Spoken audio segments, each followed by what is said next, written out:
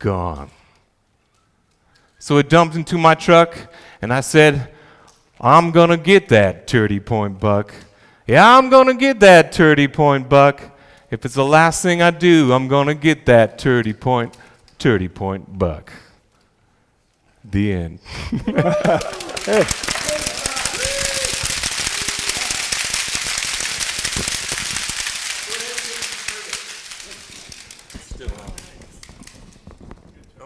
You got one, okay. Well, let's give it a Heath, as Heath was, but I'm going to try to recall a story to you fellas that happened to me some 62 years ago. But before I start the story, I got to kind of give you a funny story that happened to me just recently, is that I was in the Navy, and that's the story I'm going to share with you. But I have a shipmate that lives in Scranton, Pennsylvania, and we talk every once in a while, and he was, in our conversation, he says, what size t-shirt do you wear? And I says, large. And he says, well, I'm going to send you a t-shirt. I didn't know for what reason, and I still don't really, but it showed up. With that, there's a term that we use in the Navy. How many guys here might have been in the Navy? Hey, good. So, that is once upon a time. So that's what but by that, I'm going to show you something what came. And I thought that was pretty apropos for what Chris put me into this, and I am not a public speaker, but from that I'll start. I had been in the Navy now about, a year and a half, 2 years, and I was aboard my first ship, the USS Moktobe, which is a fleet-going ocean tug that does phenomenal kind of work. It's what I call that. We did some really fun things. But I was the ship's cook, so anybody that didn't like that, I was pretty unpopular. So what went on was, I was in the galley. It was just kind of after the last meal of the day, and I had what they call a striker, somebody that was striking to be a cook, and he was working for me. Well, he had passed the advancement to E4, and he came to me and he says, Denny, he said, I got orders to transfer and I don't want to go. And I said, well, where are they wanting you to go? And they said, they're wanting me to go to the USS Passumpsic. It's an AO that's home ported in Long Beach. And I thought, gosh, I've been on here in Pearl Harbor now for a year and a half, and I haven't seen anything but this island other than where the ship goes. So I says, I'll take your orders. He says, really? Yeah. So I kind of kicked myself afterwards a few months later for what I did, but today I think it's a wonderful story. But anyway, I immediately took his orders, went to the ship's office, handed them to him, he said, okay, you're going. So I packed my sea bag and walked off the gangway, went over to what's called the transit barracks there at Pearl Harbor, and that's where, if you're going to be transferred to one ship or another station, that's where they go and they find out where you got to go, blah, blah, blah. So I reported over there. They took my orders. They put me to bed for the night. Next morning they said, go over to Hickam Air Force Base, which is right beside Pearl Harbor, and they're going to fly you where you need to go. So I went over there. Sure enough, they said, stay here. Pretty soon the plane will be around. I don't know when it showed up, but it showed up. How many of you remember, this is not necessarily important, but it kind of is to the story, is any of you remember the planes, the old reciprocating planes that TWA flew, the old Constellations that looked like they laid over the wings and they had 3 vertical stabilizers? Well, that's the plane that was parked out there for us to get on. So we all loaded up. It rolled out to the end of the runway, started racing down to the other end of the runway, and then hit the brakes and backed off. They did that 3 times. So we're starting to get a little concerned about being on this plane. The 4th time it finally made it. So we're up and we're going. So the first stop after taking off was we landed on Midway Island, which Midway Island is very small. It's just a small little U-shaped atoll out there west of Pearl Harbor. And we gassed up there. This time we got off again, flew as far as Wake Island, landed there. Everything was good and probably fueled up, and then left there and went on over to Japan. We landed at Yokosuka, Japan. And then from there I went over to the transit barracks there, and I was there probably, doesn't make much difference, probably 10 days or so, and they finally said, report to the USS McDermott. That's not the ship I'm wanting to go to, but that's where they told me to go. So the McDermott, I went down and reported, and I was on there and going someplace for a while. I don't remember anything exceptional that happened on it other than I was at sea again, and came back, and I think I was there probably a week or so. Came back and they said, well, we're going to fly you to another place. And so they said, go to the flight line, and we're going to send you to Hong Kong. And so I got on the plane. I flew to Hong Kong, got off the plane. I didn't know where I was going because there is no base in Hong Kong. But I found out that there is what they call a station ship. The Navy keeps a ship there temporarily, anchored out in the harbor, and it's used for the purposes that I'm there for, just to be there in case somebody shows up. So that's exactly it, Bob. So anyway, I got off the plane. I went down to the landing. I don't remember if it was the ship's whaleboat that came and got me or a water taxi, but it took me out to the ship, and as soon as I got close, I seen it was the USS Ullman, a destroyer. Well, my best friend and classmate in high school, I knew was a shipmate on there. So I was very glad to be aboard. We got together, and we got to spend 4 days together, both working together and then doing Liberty. So Hong Kong was a fun place, especially spending it with somebody that you haven't seen and you have been away from home for a long time. So it was really a great experience. But we go back to the ship, and I'm just kind of getting settled in, and they said, you're getting off of this one. The USS Mulaney's coming in here, and you're going to get on it. All this time, I want you to remember, I'm supposed to be going to the USS Passumpsic. Well, it's somewhere in Westpac is Western Pacific. That's what the Navy refers to it. Yes, the USS Passumpsic is somewhere in the Western Pacific, so they're trying to find it for me, but I'm either ahead of it or behind it. So that's why I'm going on these other vessels. So anyway, where was I at? I got on that ship, came back, I was in Hong Kong. Finally, they said, okay, you're going to go to the Mulaney. So I got off the ship, and that ship, the Mulaney, was going to go to Subic Bay, Philippines. So off we go. I get to the Subic Bay. Jack, my friend that's on the ship in Hong Kong, says, hey, your ship just showed up. So if I'd have stayed there, I'd have been on it, but that wasn't going to happen. So I was in Subic Bay, and then we wasn't there very long, and as you know, Vietnam was getting kind of hot at that time of our country, and we took on some Army troops that needed to get over to Vietnam quite quickly, so the Mulaney weighed anchor, and off we went full speed ahead all the way over to Vietnam, offloaded those fellas, thank you for that. And from there, we headed back north, towards Japan, and to Sasebo, and another nice place to be. So now I'm in Sasebo. What am I going to do here? I'm at receiving again, sitting there for a few days, and they finally say, you know, we're going to send you to Taiwan, okay? So I don't have any input on this, but just do what you're told. So I go to Iwakuni, and Iwakuni, Japan. I think that's an Air Force base. I'm not sure. I might have some Navy there, but it doesn't make any difference. I go to the base, get on the plane.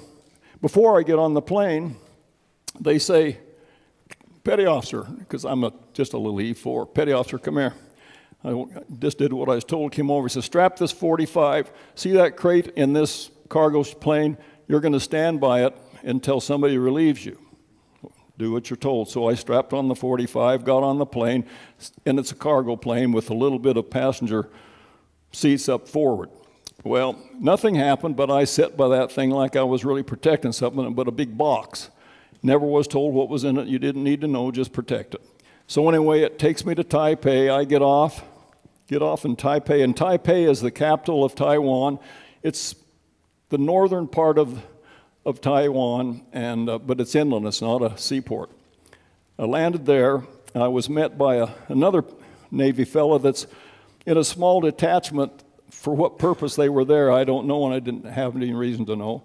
But they had a little office down in the middle of the city. But this fellow picked me up, and he took me back to their place, and then he had a little apartment or something there, and he took me over there, kind of to rest.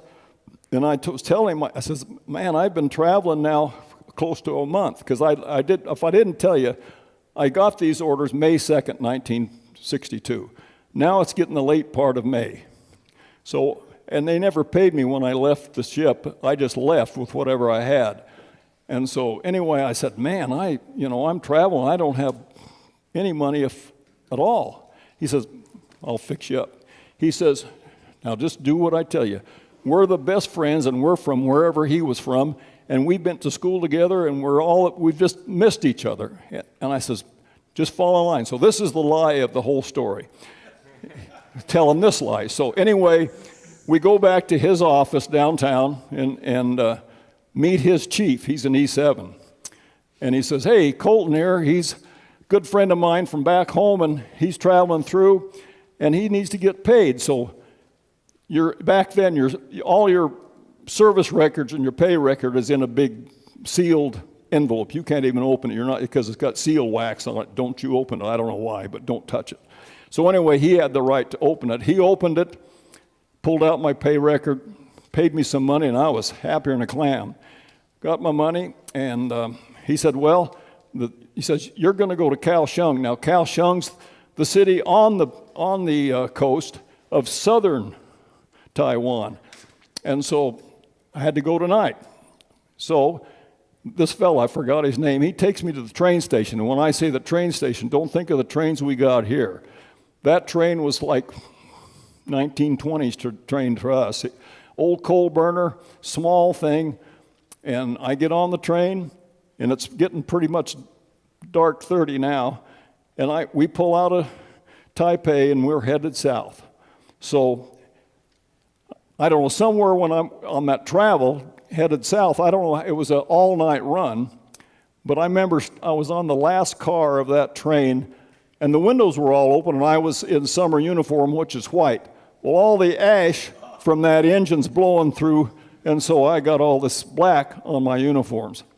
So, nothing I can do about it, but I'm looking out the back door of that car, and I could see those rails running to the horizon behind me, thinking, where am I at, and does anybody know where I'm at? And I thought, if I fell off this train, I'd be forgotten. But anyway, that didn't happen. It was just a thought that crossed my mind. So we end up getting into Kaohsiung. Well, Kaohsiung is another town or little place that doesn't have a military base. So I got off the train. I kind of knew that from just the look, from the looks of the place. I said, where do I go? Nobody here to tell me. Everybody speaks Chinese or Taiwanese, same one and the same. But you couldn't believe this, but sailors actually do go to bars. But I says, there's one place I can find somebody that can talk to me. Find a hostess at a bar, because they speak to all the military guys. And that's what I did. Told her my problem, and she said, follow me. And she took me to a policeman there, and told him what my issue was. I didn't know where to go because there's nothing there. He called, I don't know, at this point, all I know, some kind of transportation showed up. I don't know if it was a taxi or a friend or what.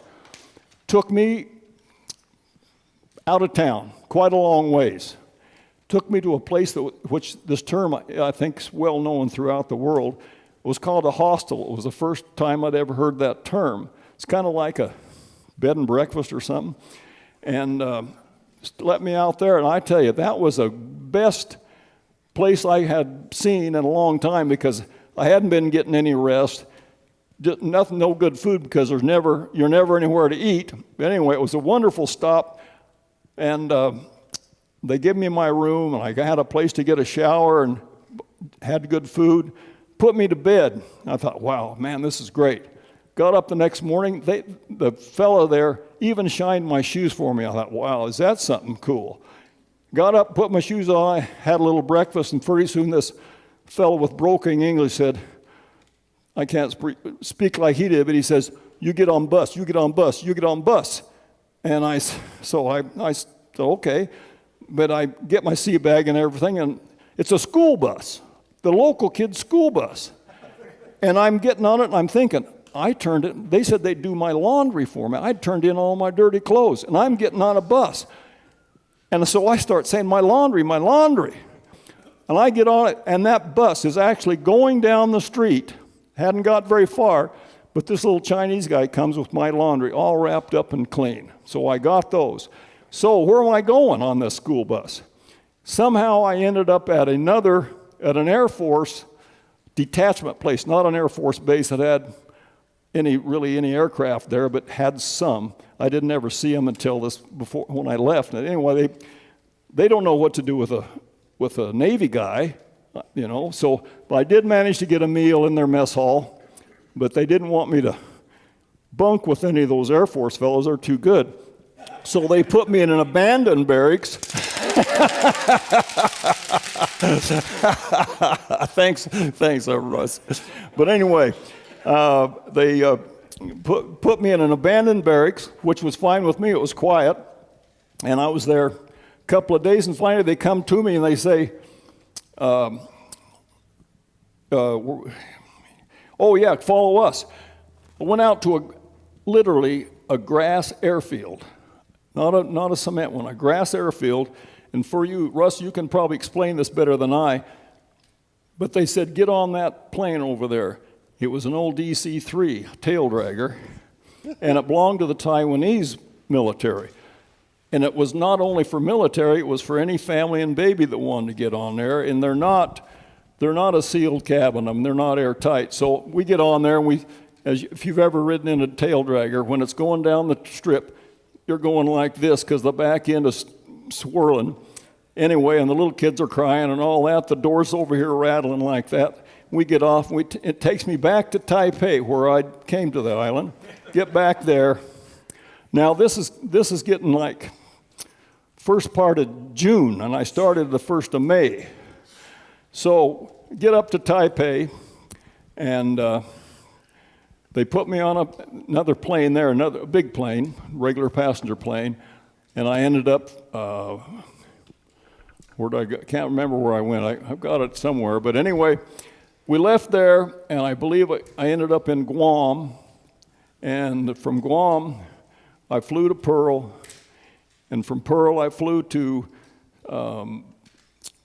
Travis Air Force Base, and I was back on the mainland, thank goodness for that, and they said, from here you can wait for transportation down to Long Beach, or you can get yourself there, and I said, I'm done, I'll do my own. So I went in and got a hotel room in downtown Sacramento, but I forgot to tell you, that flight from Guam back to was 36 hours.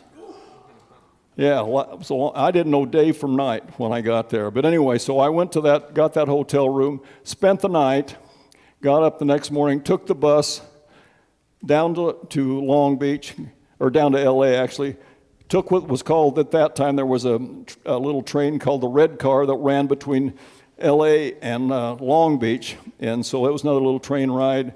Got to Long Beach, offloaded there, took another city bus out to Terminal Island and on board ship. And I got aboard that ship that I was supposed to back in the States on June the 30th. So I had been underway looking for that ship for 2 months. So, thank you. I forgot one funny detail. while I was in Taipei, on that last time through Taipei, I was waiting, like all of us do, in the terminal to waiting for your time to get on the plane. Well, I was a sailor, and there's a nice-looking girl over there working in a gift shop, and I knew she could probably speak a little English. Well, I went over there, and killing time, I just talked to her, and she starts quizzing me, and I quiz her, but she knew all the right questions that I didn't care about, but she just asked me my name, and where am I going, and blah, blah, blah, and I said, oh, I'm going to the USS Pacific, blah, blah, blah. And that was the end of that. I went on and flew home. Well, I get to that ship, like I said, on the 30th of June, and guess what? I couldn't find the ship, but all my mail could. So I get there, I get my mail, and I have it laying right over here. I got a letter from that young lady from Taipei soliciting my love. And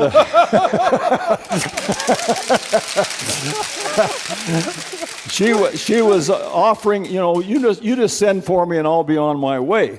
And so so I don't need to say I didn't answer that, but I still kept the letter.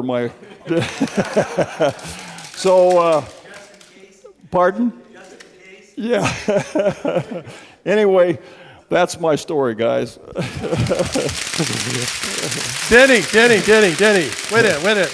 Yeah. I have to say that while we were listening to that, I was picturing Don Knotts and one of his typical one pratfall after another, one bad thing after another. Yeah. I don't know, brother. I just you and Don Knotts. Yeah. I don't know what to say. Well, I kind of didn't say it, but I kind of referenced it with you guys. See the movie Planes, Trains, and Automobiles or whatever. Yes. I felt that's what it was. That was what it came up being. All right. So, well, thank you for everybody. sharing. Thank you for sharing. Bet. Nice job. Okay. So who's sitting there? JR. So he's gone to the restroom? I don't know. Can you keep it shorter? Awesome. Okay. Here we go. Midwest Wonder. Thank you. So I have a secret hobby, and tonight I'm going to tell you about it.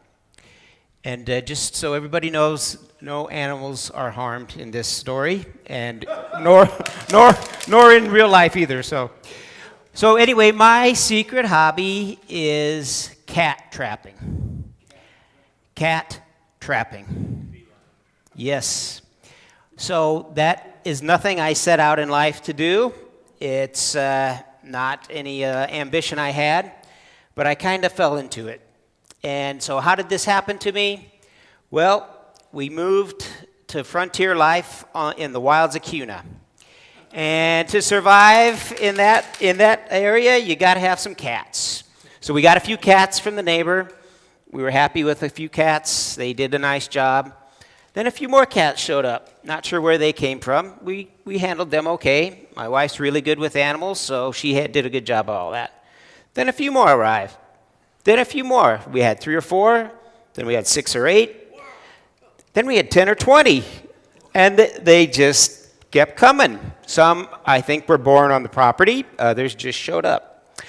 So one way or another, we had to learn how to do some cat trapping. So over the years, we've done a lot of cat trapping.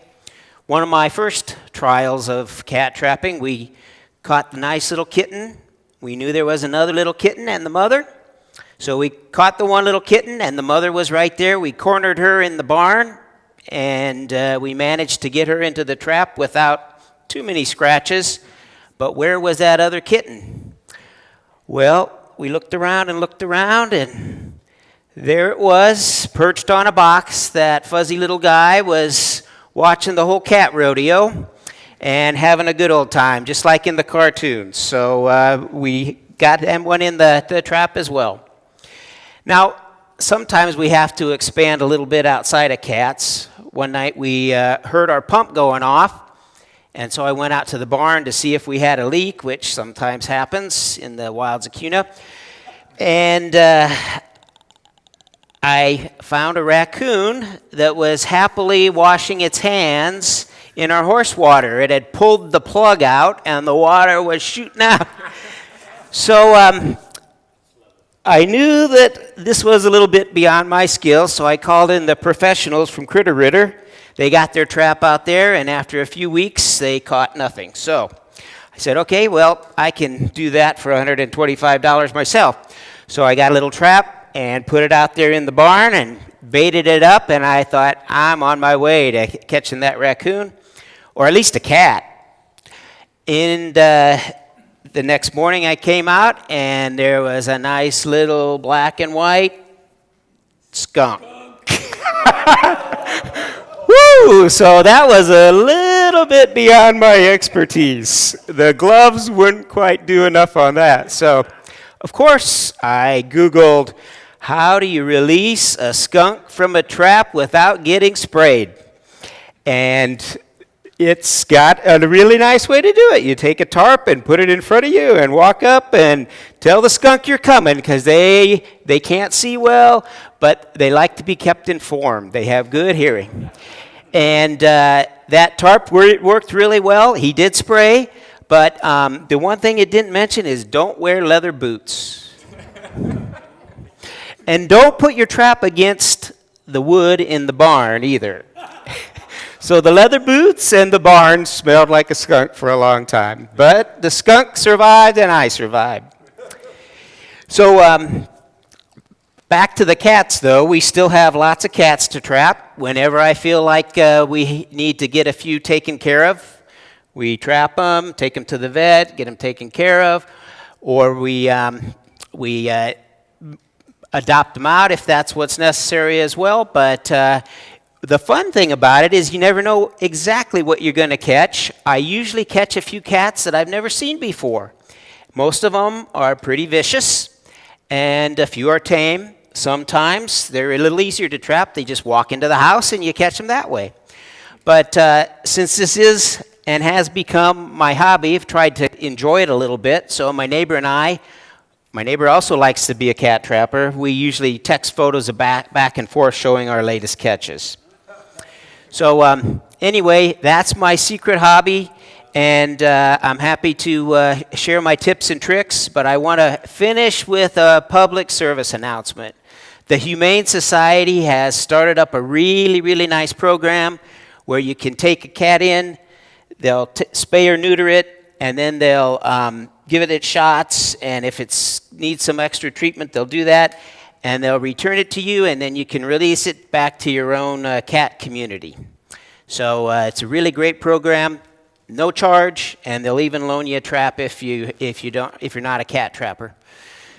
Bring all the cats back home? Yeah, because we like cats. Thank you.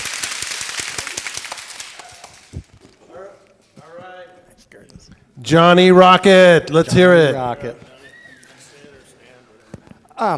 So I had actually two stories that I was going to tell.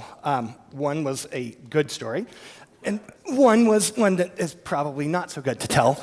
And in an exercise in bad judgment, I'm going to do the one I shouldn't tell tonight. So this is going to be a little more fantastical. Pastor Mark, you know this is Amanda's husband. Do you know that? Yeah. Don't hold anything I say against her, please.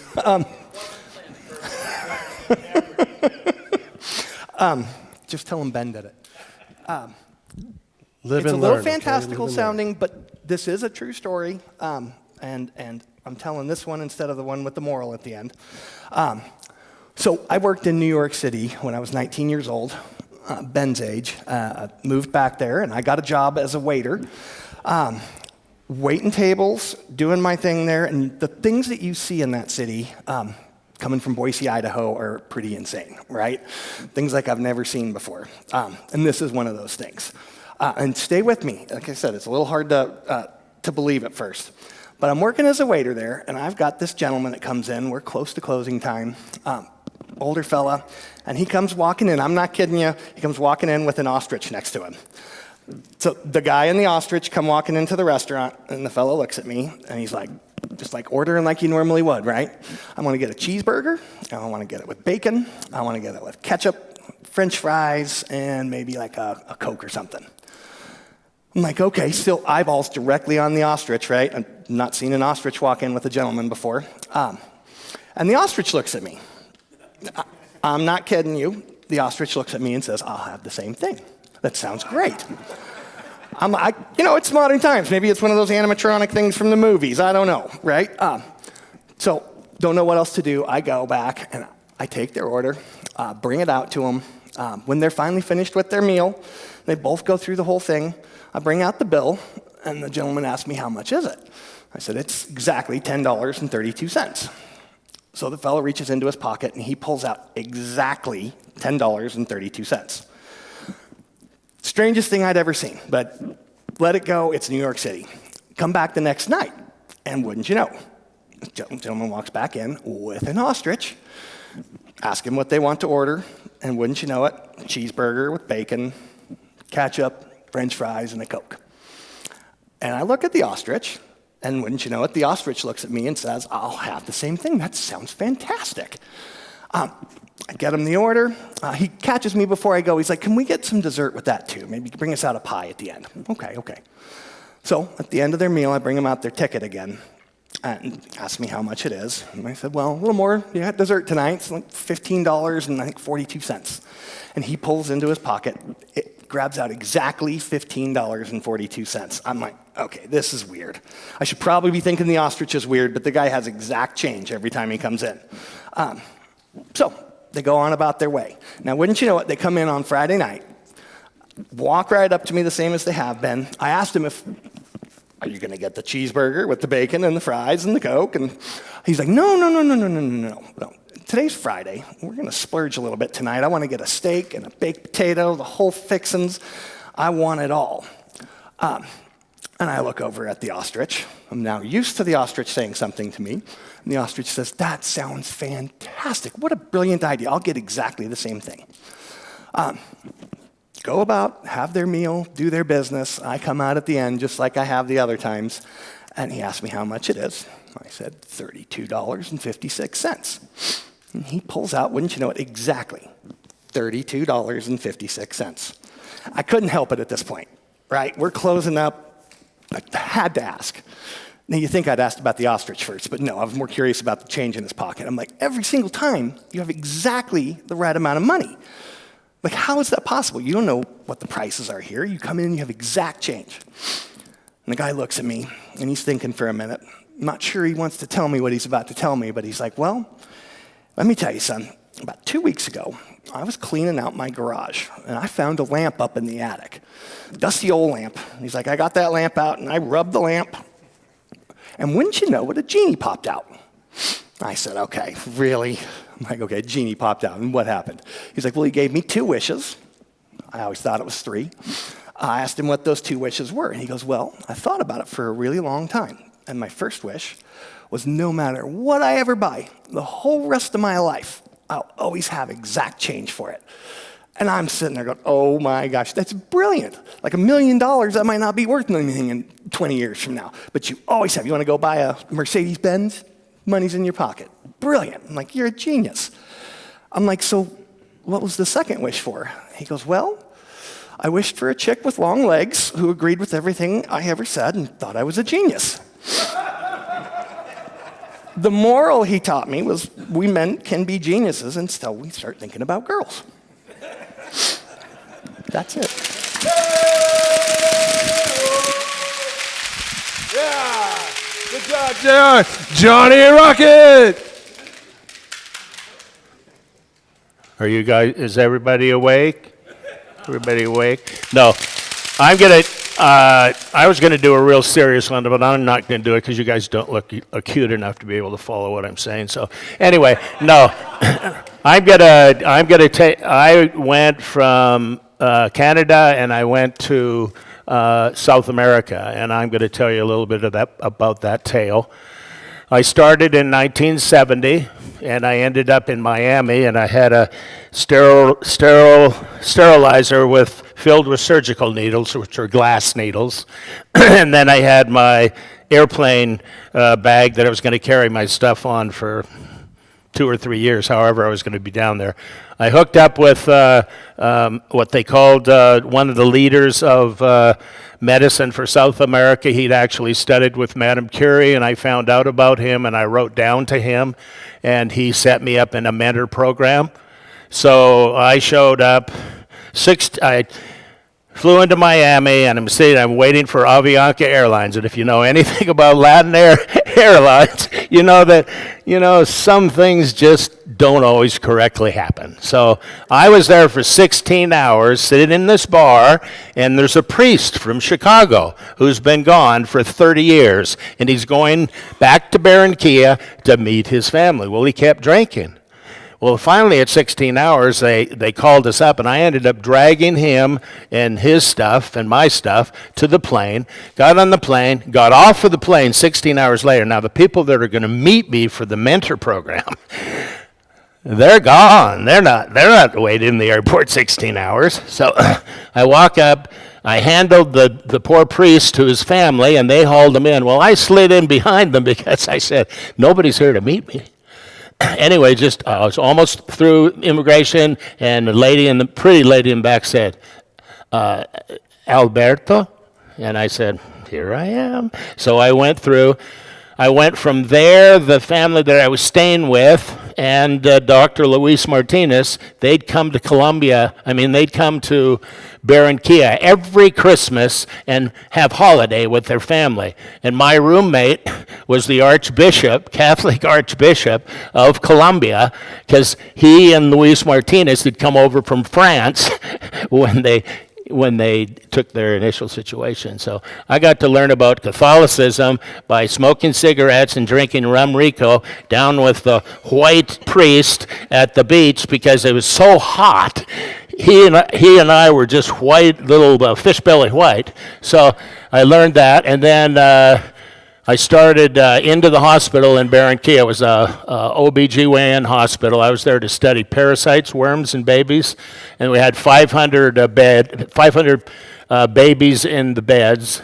And I had responsibility. I was only 21 years old. I had the responsibility of the 4th floor, which was malnutrition and worms and parasites. That's what I was there. So I did that, and then Easter is a day of celebration for me because almost 50 years ago we had infectious hepatitis go through the hospital and the babies, and we were given artificial resuscitation, and I got it, and I smelled eggs driving in the truck to the hospital. So I got infectious hepatitis in Easter of 1972. So anyway, that's my tale, and it's gone on and on and on since then, different faction. And my new epic is what happens at Hope Lutheran in EU. So. Thank you, Pollo King. Peanut. Anybody want a peanut? Peanut.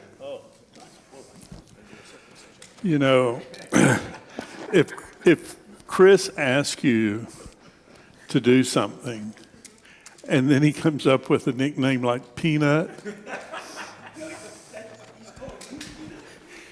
he calls me Peanut. So you know what? I told him I could think of several things to do for 5 minutes, telling tall tales, but I think I should start with this.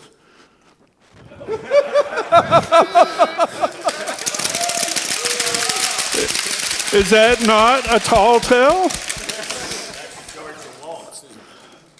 No, that's a tall tale. Pastor Mark, we met on Tuesday.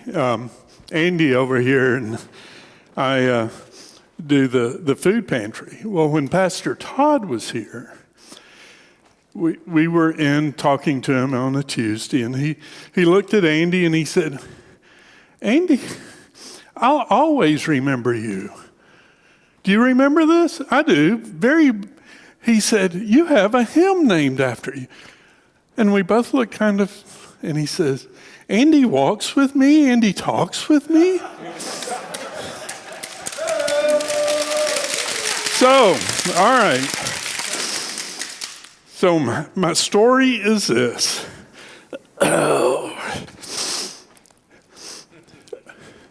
And the Millers will appreciate it. My oldest son was 11, and we were in a canoe. I was an assistant scoutmaster, and he was a scout. And they, so the heavy one, the fat boy, gets to sit in the back of the canoe, and Britton, my oldest son, was in the front. And we were going down a river called the Flint River in Alabama. And, we didn't think much about it, but there were a river in the southeast isn't as big as, the rivers here. And we passed a tree, and it had some limbs overhanging, and we bumped it. And like I said, we didn't think anything about it. And here we are paddling down. And then I felt something run across my feet. And I looked, and it was a water moccasin that had fallen from the tree. It wasn't a big one, it was about this big. So the first thing I think of doing is I pick up my feet like this. And then I said, now where's he going to bite?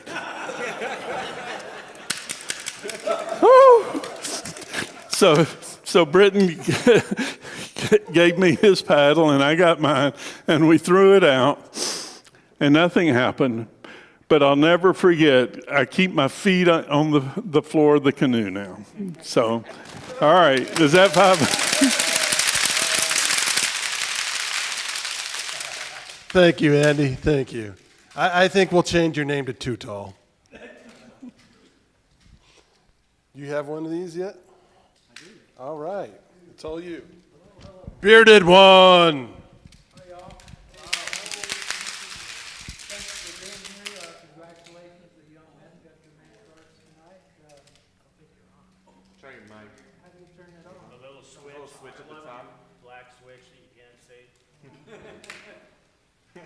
Now. Hello. Hi. My story started as a young feller in Las Vegas. I got a Q clearance, high security clearance for my job, and I worked in an area that I would travel the extraterrestrial highway when we'd go in the back way, shortcut. Was around some other stuff at Nevada test site, but I'm not here to talk about that kind of stuff. What my story is where my wife and I and her sister-in-law got in a car to go from Las Vegas to Tucson for a jam show, and we were going to stop in Phoenix and see her daughter and what have you.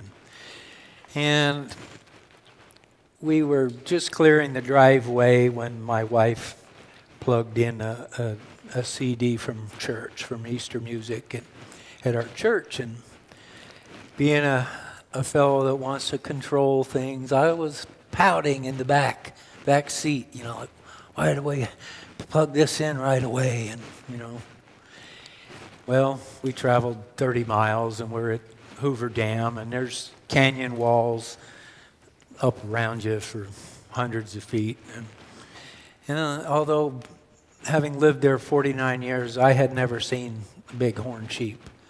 But I had to break the ice somehow, and I said to my wife's sister-in-law, keep your eyes out for bighorn sheep. You could see them around here. And we went another 20 minutes, and nothing. We're kind of in the flatlands. And I had given up my control issues because the music had taken control. And the music minister from our church was singing, "Worthy is the Lamb." And I chirped up from the back seat. I said, I'm looking for the lamb. And at that moment, there's 6 bighorn sheep standing on the highway, standing there. And they were, and these two don't see them. And there was traffic stopped in the opposing direction. And I'm going, look, look. And I'll forever carry that with me. It makes me, I'm short in stature, so everything's a tall tale, but that is way up there. I thank you. Oh! Good job, Kevin. The bearded one. All right. So the one thing we neglected to do when we had the rite of passage into manhood is we forgot to do the man credo. So everybody stand up and repeat after me. Can you help us out? Are you getting the credo up? All right. He's going to put the credo up on the TVs here for us in just a second here. Oh, good-looking guy. Say it with me. Quando onne fluncus moritati. So let's say it together one time fast. Quando omni fluncus moritati. What does that mean? No idea. It roughly means when all else fails, play dead.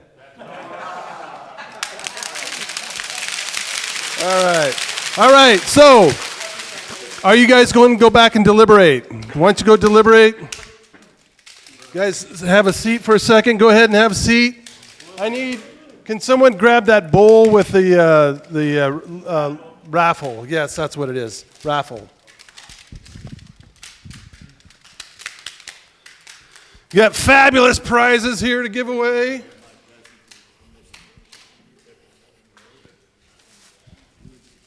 Oh, I am so bad. Dakota, come on up here. Ben, come on up here. Jack, come on up.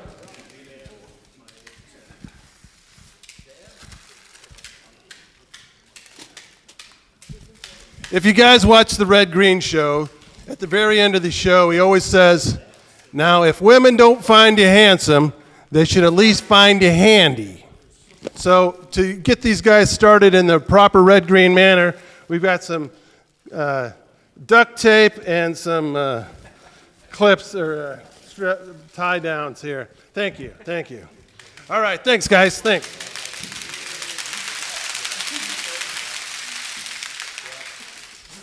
Bert, let's draw the first name. Here, you want to hold the bowl and Bert can draw a name?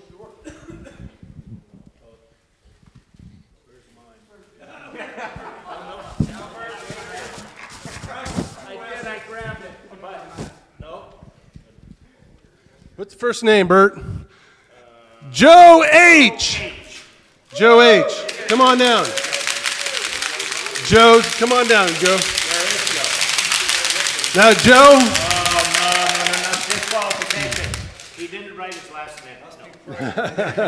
Made in Idaho. Chicken dinner wine. You're welcome to trade any of these fine gifts with other people.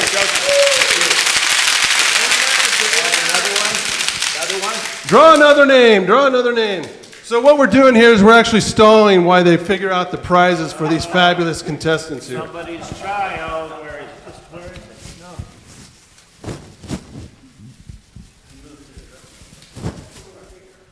Drake.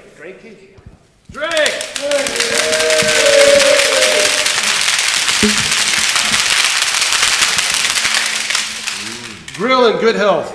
That's funny, because I actually did. Here, this is starter paper. My grandpa's got to buy you a grill. Yeah. Well, I'm selling those, and you guys need a barbecue. Who's next? Mark B. Come on up.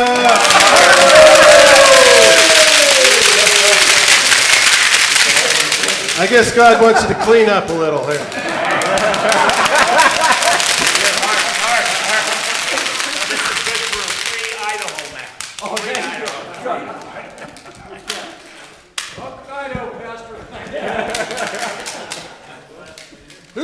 Who's next? Dan R.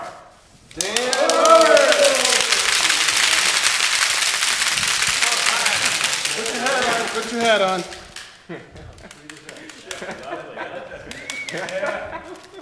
Show them what you got, Dan. Show them what you got.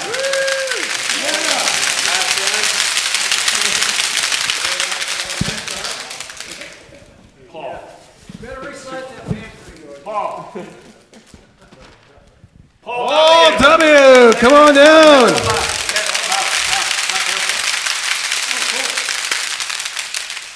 You got a shotgun? No. Can you hand that to him? Paul, tell us what you fabulous prize you got there.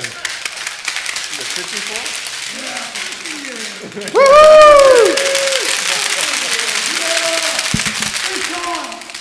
All right, who's next? Who's next? Who's next?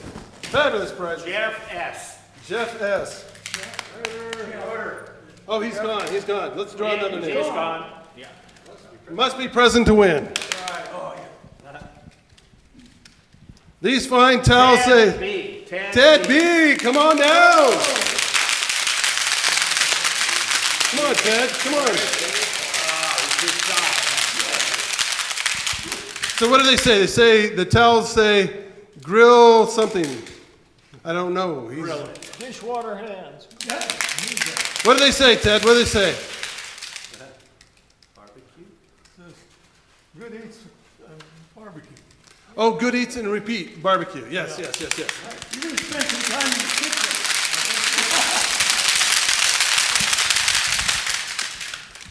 Mike, are you still taking pictures? Try it. Who's next? Who's next? Mike Miller. Hey, take a selfie. You must have needed some stuff to pass the time there. A little Sudoku and puzzles. Taking notes. What do you got? What is it? Oh, right.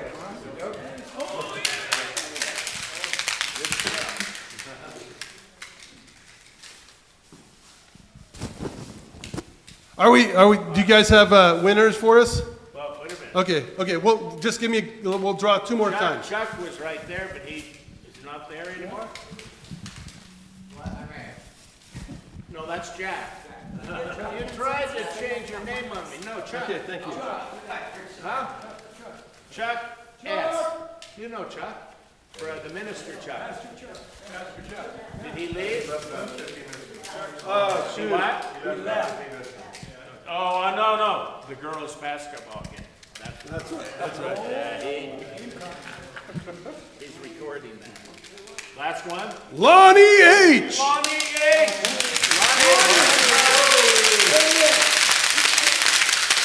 Lonnie, I'm going to let you choose between these two fabulous prizes. We've got these solar-powered lamps, street lamp or yard lamps, or we got car freshener and towel. He's got all those Wait, cars. car stuff. We'll give you car stuff.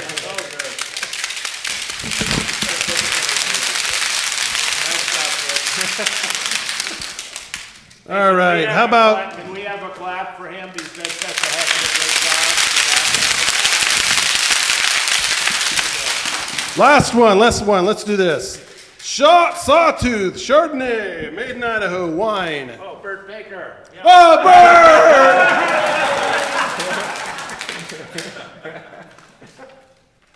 Russ Moss! Hey, Colette will be happy to see you tonight. Oh, she doesn't like Chardonnay, but I do.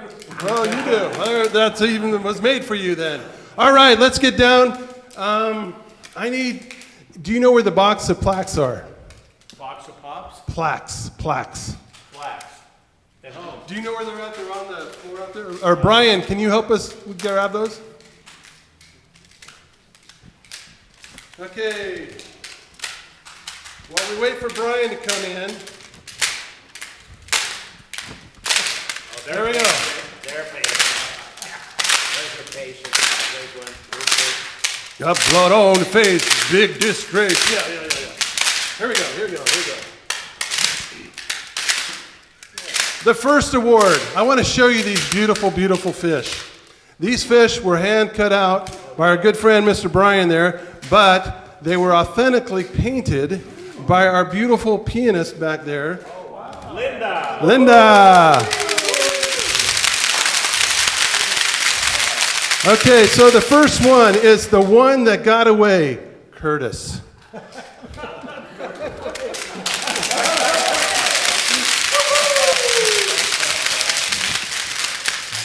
Be careful, these are still a little tacky. Still. The One That Got Away. Show it up, show it. Let's get a picture, let's get a picture. Beautiful. All right. Too good to be true. Too good to be true. Johnny Rocket!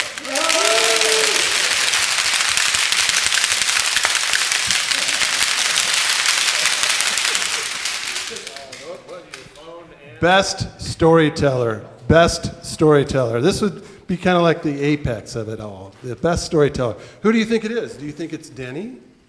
Do you think it's, well, Curtis has already got his, and JR has already got, do you think it's, oh, you're hiding over there.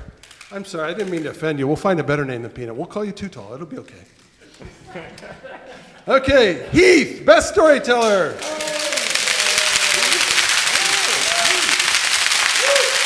Show that beauty. Didn't Linda and Brian do a wonderful job? Those are just gorgeous. Those are gorgeous. Most amusing. Andy, come on up.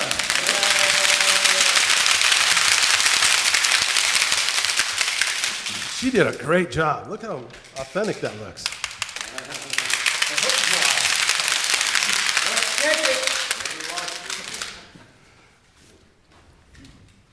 Does your mother know? This is very apropos. Does your mother know? Denny! Ocean Cookie Bottom!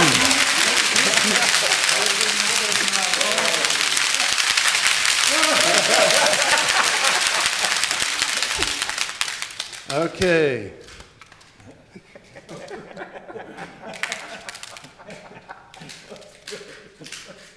I guess I could just look down there. What did you say? The What Did You Say award goes to the bearded one. Stand up, stand up, stand up.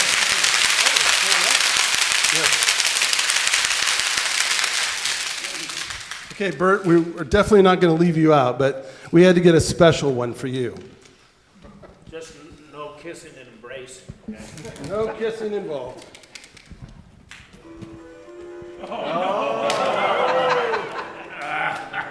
That's a great one. Oh, that's lovely.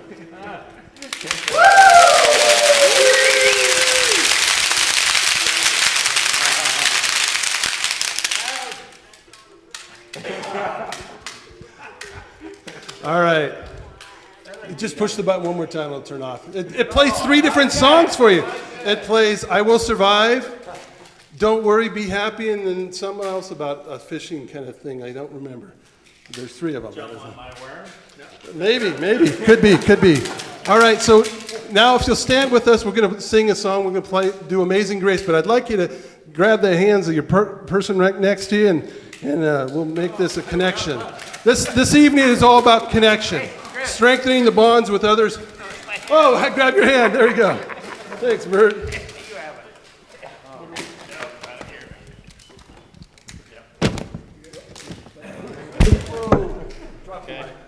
Well, thank you, Chris, for putting all this together. And Linda's going to play this on piano, so we're going to sing along and just sing out like you're in the choir, which hopefully you will come sing in the choir after church. There you go.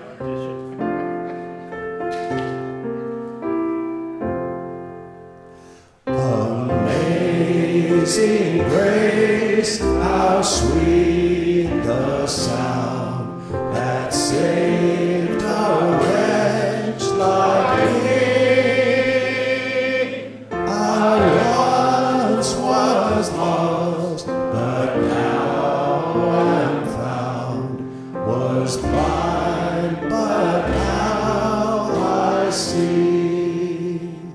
'Twas grace that taught my heart to fear, and grace my fears relieved. How precious did that grace appear, the hour I first course cleanly. Through many dangers, toils, and snares, I have already come. 'Tis grace has brought me safe thus far, and grace will lead me home. The Lord has promised good to me. His word my hope secures. He will my shield and portion be, as long as life endures.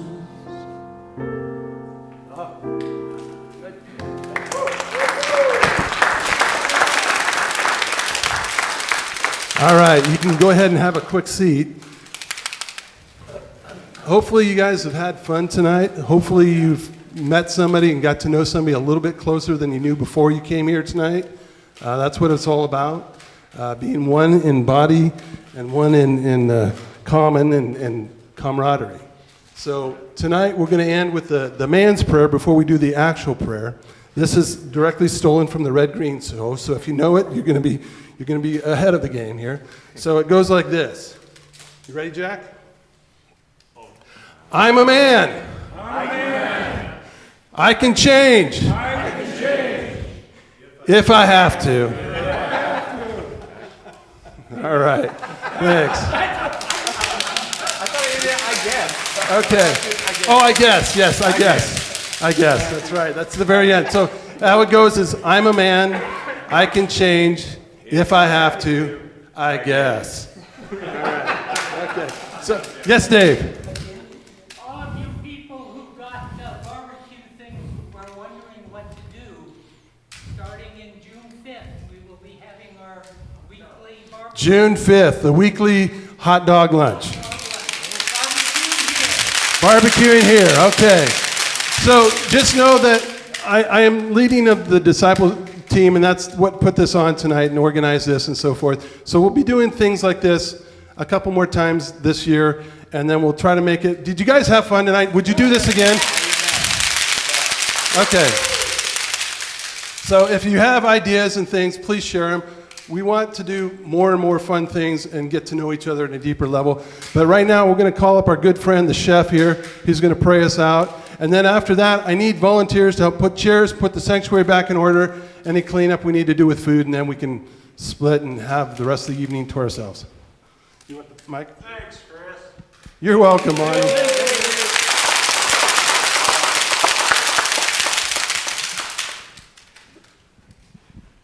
Thanks for coming out tonight. This is absolutely beautiful. My heart is full. I'm happy to be of service, and I'm happy that you guys are all here to share with us. So thank you for being here tonight. Thank you. Heavenly Father, great Creator, we humbly sit before you, amazed by your creations and the love that you share between men. And you keep guiding us so that we may follow your example and share that with our sons and our children from here on out. We ask that you please continue to lead us an example, correct us when we are wrong, teach us to celebrate when we are right, and enjoy. We ask that you please continue to bring us together in community, can continue to bond the family of hope together, and let us grow and share with the world what hope really is. This I pray in Jesus' name. Amen. Amen.